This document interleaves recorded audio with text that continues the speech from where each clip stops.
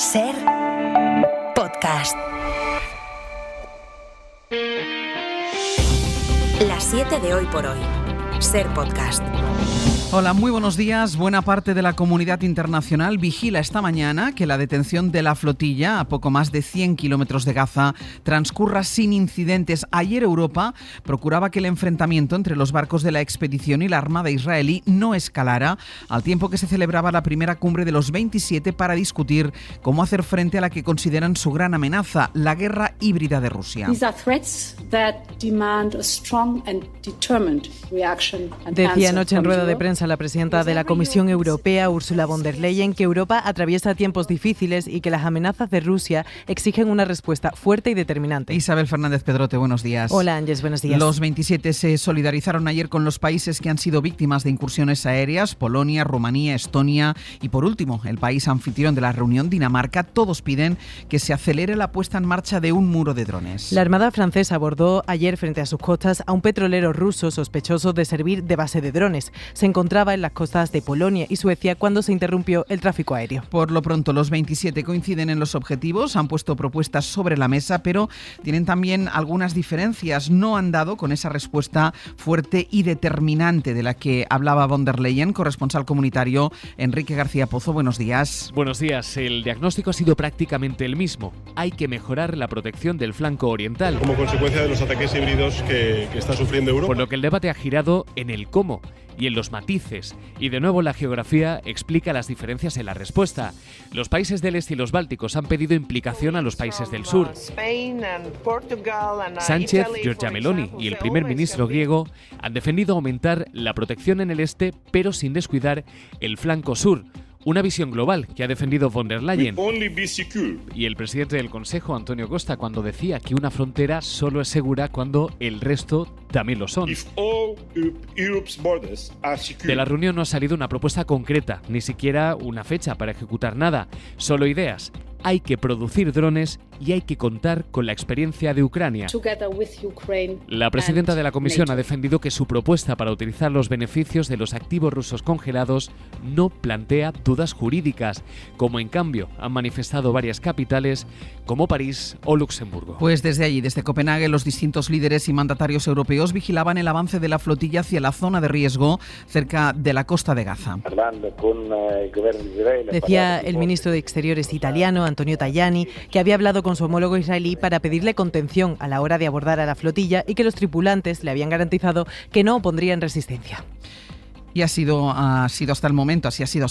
Ayer a última hora de la tarde el ejército israelí cortó el paso a esta expedición que pretendía llegar a la costa de Gaza con ayuda humanitaria. Ya son cerca de 20 los barcos detenidos utilizando cañones de agua. Entre los cabecillas que ya están siendo trasladados a puerto está la activista Greta Thunberg o la exalcaldesa de Barcelona, Ada Colau. Según lo que ha trascendido hasta el momento, las detenciones han sido seguras y sin resistencia por parte de la tripulación. Decenas de los integrantes arrestados esta madrugada son españoles. Fernando Bayo, buenos días. Buenos días, sí, al menos una treintena de españoles están entre los más de 200 tripulantes detenidos por las Fuerzas Armadas israelíes, que horas antes de iniciar el asalto a la flotilla advertían por radio de que no permitirían su avance hacia la franja de Gaza. Órdenes que las más de 40 embarcaciones que integran esa flotilla han desoído, que han llevado a las patrulleras israelíes a disparar, como decías, con cañones de agua contra esos barcos civiles en mitad de la noche antes de asaltarlos y detener a todos sus tripulantes. Las interceptaciones en aguas internacionales continúan. De momento hay cerca de una veintena de barcos detenidos, mientras se multiplican las protestas contra esta operación militar israelí. Las ha habido en distintas ciudades como Bruselas, Bogotá o también Barcelona, donde anoche los Mossos de Escuadra cargaron contra la protesta ante el consulado de Israel. Es jueves, es 2 de octubre. Hoy por hoy noticias. Ser podcast. Y a medida que Israel iba avanzando en el abordaje de la flotilla, fueron multiplicándose, como decía Bayo, las manifestaciones para exigir el fin del genocidio en Gaza y la liberación de la misión humanitaria. Las más multitudinarias, las de anoche en Italia, donde mañana hay convocada una huelga general para protestar contra la intervención israelí. Las movilizaciones se han extendido esta madrugada hasta Latinoamérica, se han concentrado, por ejemplo, en México. También se improvisaron anoche en algunos puntos de España, la más concurrida, como decíamos, en Barcelona. El sindicato de estudiantes también ha convocado para hoy jueves una huelga general en todos los institutos y universidades españolas en contra del genocidio en Gaza. Habrá marchas a mediodía en más de 40 ciudades en las que también exigirán al gobierno que rompa relaciones con Israel. Laura Gutiérrez. Sí, los estudiantes españoles esperan una movilización masiva como las que se han visto estos días de atrás en Italia o en Alemania. De hecho, esta huelga general la han hecho coincidir con otras protestas también para este jueves en algunos de los países vecinos. Frenar e intentar poner fin de una vez por todas al genocidio atroz que del que está siendo víctima el pueblo palestino. Vaciar las clases para parar el genocidio es el objetivo principal, pero también apretarle las tuercas al gobierno español. Que Pedro Sánchez se deje ya de palabras bonitas y muchas declaraciones vacías, que lo que hay que hacer es aprobar de una vez por todas ese embargo de armas que no llega, romper con todo tipo de relaciones políticas, económicas y diplomáticas. Habrá marchas a mediodía en 40 ciudades españolas. Los estudiantes dicen que esto es solo un aperitivo de la gran movilización que esperan en España el 15 de octubre. Entre tanto, ayer en el Senado el Partido Popular y Vox rechazaron otra vez condenar el genocidio en Gaza. La propuesta la presentaba el Partido Socialista y por eso la derecha y la ultraderecha aseguran que solo era una estrategia para desviar el foco de los casos de corrupción que cercan a Sánchez. Sara Selva, buenos días. ¿Qué tal? Buenos días. Esperaba el PSOE al menos la abstención del Partido Popular. Aquí no cabe abstenerse. O estamos con uno o estamos con otro, y nosotros vamos a estar con las víctimas. Pero el PP ha decidido alinearse en esto con Vox y votar en contra de la iniciativa. Ustedes tienen la responsabilidad de calificar, claro que sí, lo que está ocurriendo allí. Señorías, no venimos a plantearles con esta moción una cuestión semántica, sino de humanidad con las víctimas de Gaza. El PSOE, que sabe que esto genera incomodidad en el PP, quería retratarles, obligarles a posicionarse una vez más. Y eso han hecho, volver a oponerse a describir lo que está sucediendo en Gaza como un genocidio. Dicen en el PP que lo que quiere el PSOE con iniciativas como esta es tapar los casos de corrupción, que en realidad no buscan el acuerdo. No quieren nuestro apoyo porque solo hacen política buscando continuamente enfrentamientos. La iniciativa ha caído con 146 votos en contra. Los del PP y Vox son los únicos partidos que se han opuesto a la moción. La dirección del Partido Popular respalda el plan antiabortista de Vox en Madrid. Aseguran, de hecho, que el asunto no es más que otra ardilla del Gobierno para tapar otros temas. Su portavoz en el Congreso es Esther Muñoz. Soy plenamente consciente, ¿no?, de la ardilla. En cualquier caso, le voy a responder. Yo es que creo que la información nunca es un problema. Quien tiene que explicar por qué le parece un problema la información es quien está en contra de que las mujeres estemos informadas. La propuesta obliga a los trabajadores municipales a informar a las mujeres que quieren interrumpir su embarazo de un supuesto síndrome tras el aborto que puede causar alcoholismo. El texto, que salió adelante con los votos del Partido Popular, dice textualmente que el aborto es un gran negocio para el feminismo. El Gobierno habla de un bulo sin base científica y pide al Ayuntamiento que se retracte o a Feijóo que desautorice al alcalde Almeida. Jefe de contenidos de Radio Madrid, Roberto Torija. La ministra de Sanidad considera que el PP parte de una falsedad, el mal llamado síndrome postaborto. No hay evidencia científica que lo acredite y, por tanto, lo aprobado por PP y Vox en Madrid va en contra de la ley. Lo que estamos hablando no es de informar a las mujeres, es de desinformar a las mujeres. Contarles un bulo y llenarles de miedos, de desconfianza, por cierto, y de mentiras. Entonces, yo creo que esto no está amparado por la ley de ninguna de las maneras. No le puedes obligar a un profesional a mentir, a contar un síndrome que no existe. No le puedes decir a un profesional que tiene que atemorizar, acosar y extorsionar a las mujeres. Lo explicaba así Mónica García en La Ventana de Madrid. Almeida, por su parte, asegura que el PP no respalda el discurso de Vox sobre el aborto, aunque da por buenos todos y cada uno de sus argumentos. Hay que dar información a las mujeres sobre las consecuencias que se pueden derivar de una intervención quirúrgica. Quien tiene un problema es quien no quiere dar esa información. El gobierno de Ayuso no se posiciona. La verdad que lo desconozco, no lo he leído, no sé muy bien por lo que me pregunta. Y el ayuntamiento no explica por qué ha decidido apoyar esta iniciativa de la ultraderecha, ni cómo se va a materializar, ni si van a obligar a los trabajadores municipales a dar a las mujeres esa información sin aval científico. Hoy por hoy noticias. Ser Podcast. En Marruecos esta noche 2 personas han muerto en los disturbios por las protestas juveniles que enfilan hoy su 6º día de movilizaciones.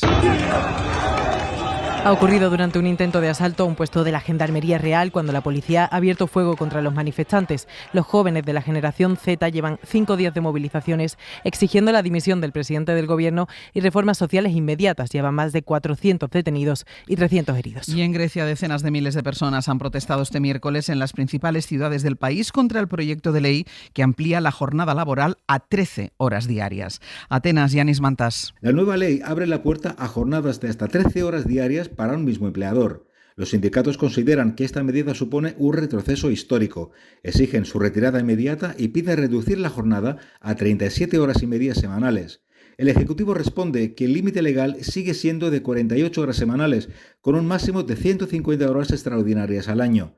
Asegura que la ampliación de la nueva jornada será siempre voluntaria y con pago extra, un 40% más o un 120% si las horas extras no se declaran. Sin embargo, las centrales obreras replican que ese consentimiento es ficticio, ya que muchos empleadores presionan a los trabajadores y la inspección laboral apenas controla los abusos. El paro afectó a transportes y servicios públicos en todo el país.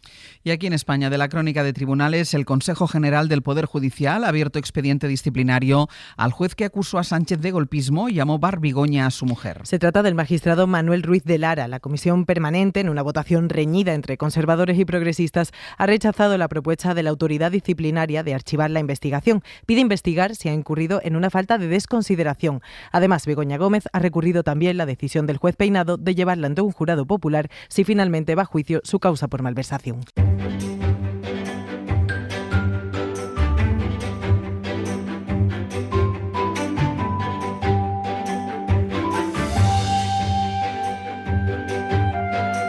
Nos vamos hasta Euskadi, en Radio Bilbao, Isabel León, Egunon. ¿Qué tal, Egunon? Y hasta Castilla-La Mancha, en Toledo, Ariadna Burgos. ¿Qué tal? Muy buenos días. Muy buenos días. Vamos con historias de estas dos comunidades, como esa voluntaria con la que habéis hablado, Ariadna, la voluntaria en activo más mayor de España, tiene 90 años y es de Ciudad Real.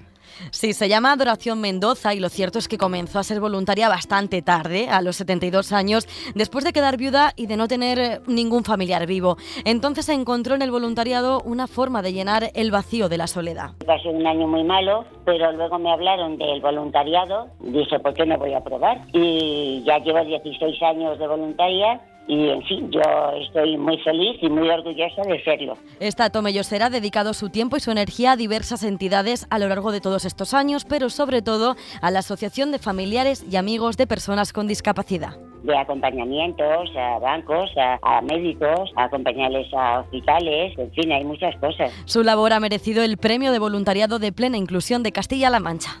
Y atención a esto, porque en Euskadi resulta que gustan mucho los mariachis y ahora una investigación, Isa, explica por qué. Sí, está visto que esto de escuchar Juntos el Rey o Caballo Prieto Azabache... Esto es mucho karaoke. Bueno, eso es que aquí tiene tirón y por ello Mikel Artix, miembro del grupo de los Tenampas, ha realizado esta investigación antropológica que desgrana los motivos. Que una de las cosas es que esto, pues que la inmigración fue una de ellas, el idioma es otra de las causas que, bueno, el español, pues al final, creas o no, el castellano, pues es algo que tenemos en común y que es muy fácil, ¿no?, de interpretar. Es una música muy de compartir. Nosotros aquí en todo el País Vasco y en Navarra, pues joder, nos gusta mucho la parranda, nos gustan mucho las comidas, las sobremesas. Y el estudio también destaca paralelismos musicales. La Jota Navarra, por ejemplo, decía, y la ranchera comparten bravura y finales apoteósicos. Además, los pelotaris vascos que emigraron a México llevaron consigo la pelota y regresaron pues con mariachis. Confírmame, Isa, que una cena con la cuadrilla puede terminar con el rey. Sí, confírmamelo. Hombre, ya te lo digo yo que sí. Vale. Igual que termináis en el karaoke, terminamos aquí tirando de guitarrón.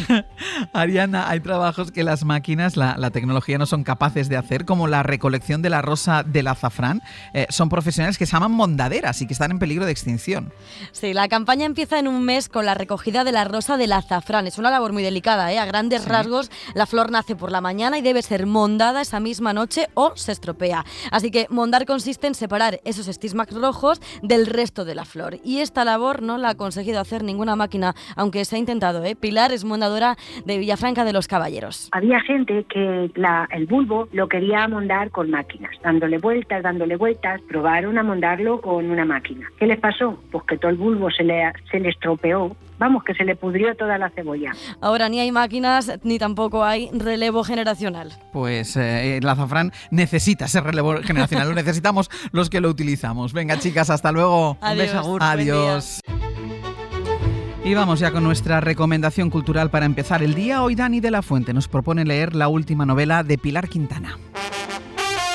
Hay mucha literatura latinoamericana de aventuras, sobre adentrarse en lo salvaje, enfrentarse a la naturaleza, a los elementos. Pero todas son historias muy masculinas, siempre con protagonistas hombres, y las mujeres como accesorios. Pero poca protagonizada por mujeres, como advierte Pilar Quintana. De la mano de la escritora colombiana regresamos a la selva en Noche Negra, su nueva novela, editada por Alfaguara y protagonizada por Rosa. Es una mujer fuerte y valiente, y de repente se encuentra sola y empieza a sentirse vulnerable. Y creo que ese es el detonante de la novela. Rosa y su marido dejan las comodidades de la ciudad y se mudan a la selva para construir una casa con sus propias manos.